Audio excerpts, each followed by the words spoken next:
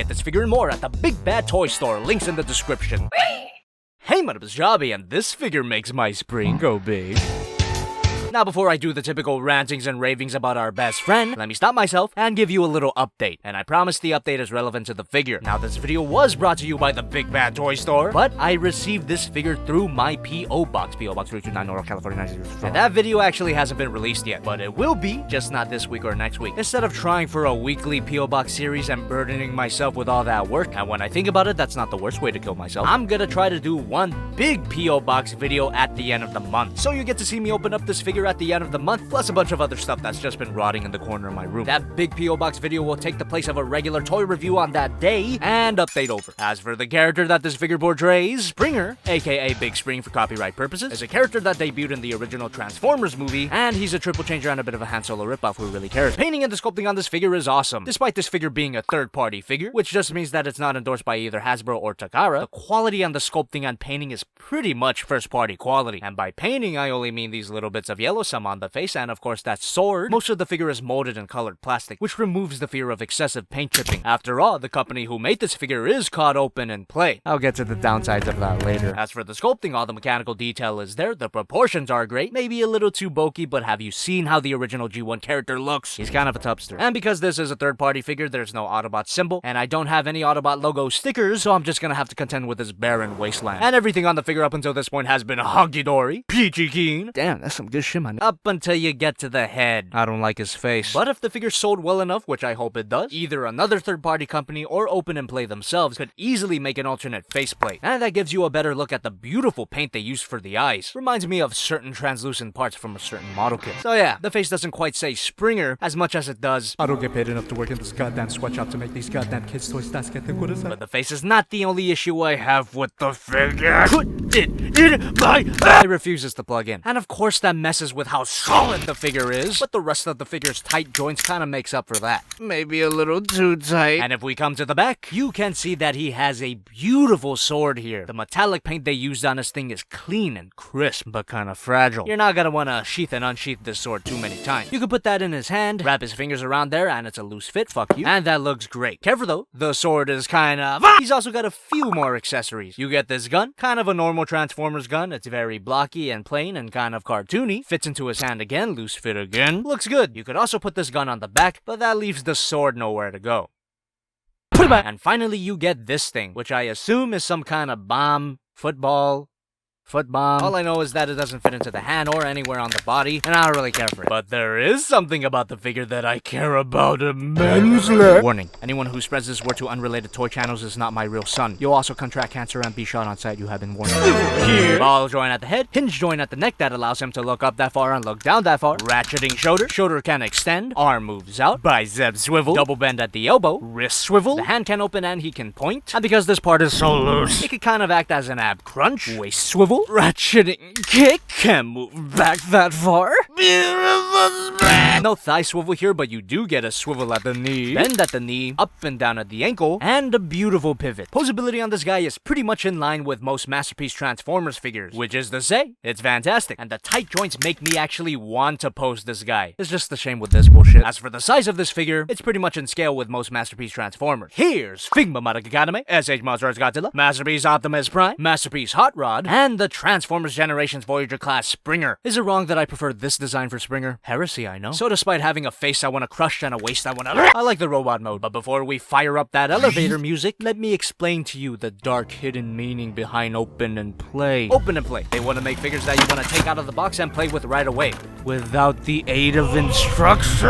Look, I'm not even opposed to the idea. Matter of fact, it sounds cool, but it really only works if the figure is like a one-step changer or a mini-bot of some kind. Big Spring is a goddamn masterpiece thou triple changer. Did they really think that the average person could just figure it out without instructions? Maybe they could. I guess it's just my tiny walnut brain. I had to look at a few reviews to help me out with this shit show. Specifically, thank you Chosen Prime for your video. You are a lifesaver. Now that the rant's done, sit back and enjoy this probably 1 minute transformation sequence to build up to only 30 seconds of actual review.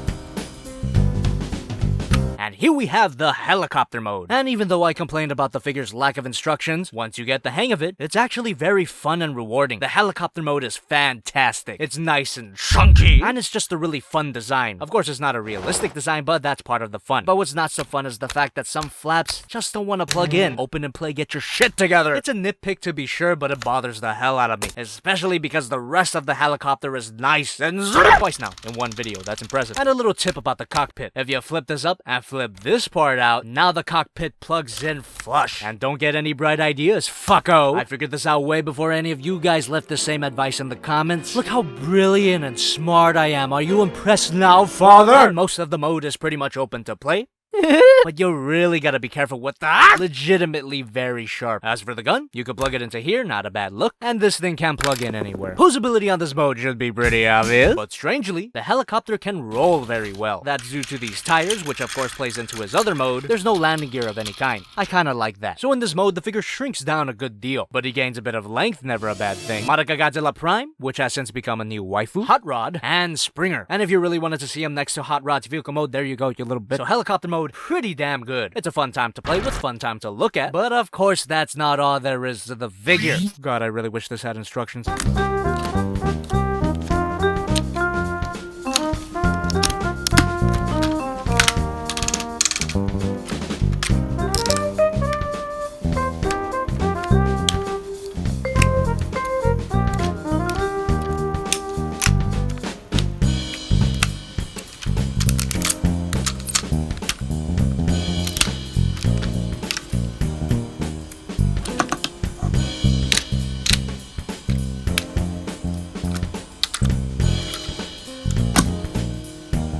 And here we have the car mode. Transformation to this mode was actually pretty easy. Kinda too easy. The car actually doesn't look much different from the helicopter. You know, despite a wider cockpit and a gap in the back. There just had to be a better way, right? But despite that gap and the minimal difference from the helicopter mode, it's a fun mode in its own right. And a special mention to the tires. Now, I'm pretty sure they're not actually made of rubber, but they damn sure feel like it. This rubbery texture just adds a nice bit of quality to the figure. And it doesn't interfere with the rolling at all. And I might be crazy, I know I'm crazy, but the car mode feels slightly more than the helicopter mode. It's a good time. You could even plug in the gun and even store the sword. Not a perfect method of weapon storage, but it's pretty good. And this thing could just go fuck itself. And once you've got that gun plugged in, you can let me have this. As for the size of this mode, it's not much different from the helicopter.